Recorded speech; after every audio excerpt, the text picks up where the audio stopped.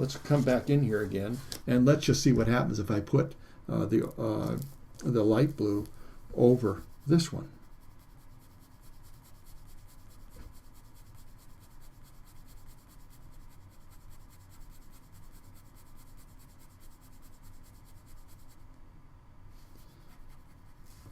But we see this light blue, which is more of an ultramarine out here.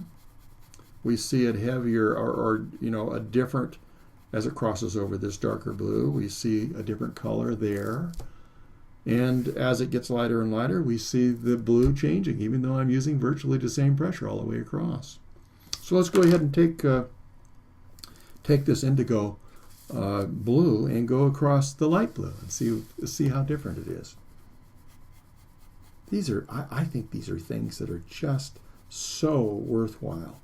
It gives me so much confidence to know ahead of time. And even if you had to take notes and you don't think you're even going to remember what worked so well, maybe a couple days ago when you were preparing but didn't have a chance to really take your drawing that far, take a couple notes saying, oh, it was good to put the light blue down first, and or put the other one down first and have the light blue affect that.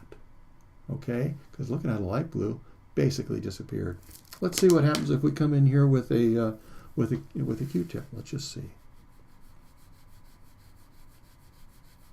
Ooh, look at how rich that blue starts becoming. Isn't that great? It just brightened up. It became, even though it isn't a bright color, I shouldn't say that and lead you astray, but still it just gave it a richness in color. Let's see what happens over here. Ooh.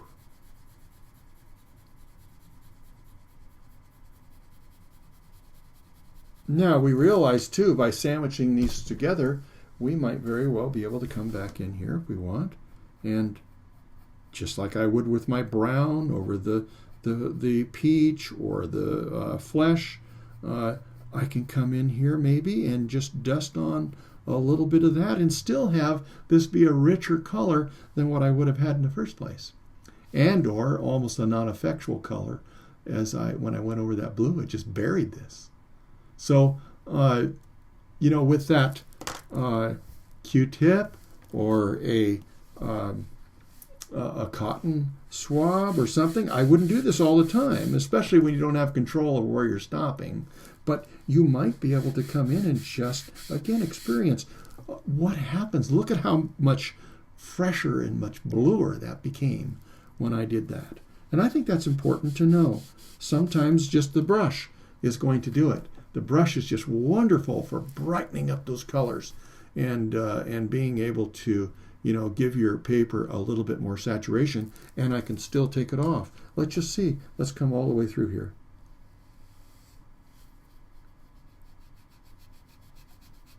Not too bad. Not perfect, but that's just the way it is with the color pencil. It's not going to be absolute, but I want to know if I can take it off. So let's see what happens when we come over here to what's been done 2 layers. Whoa, I think that's great. That's a wonderful thing to know. Now I know that I can come back in and either cast some value into some of these white stripes, and or I can make them lighter and darker when they're going around a contour. You can see this getting a little darker as it goes to where there's less light. We can see that this is a little lighter up here than as it goes over, almost like above the eye, the eyelid, that part that goes up to the eyebrow. Where it goes to where there's more light, there's going to be a lighter value.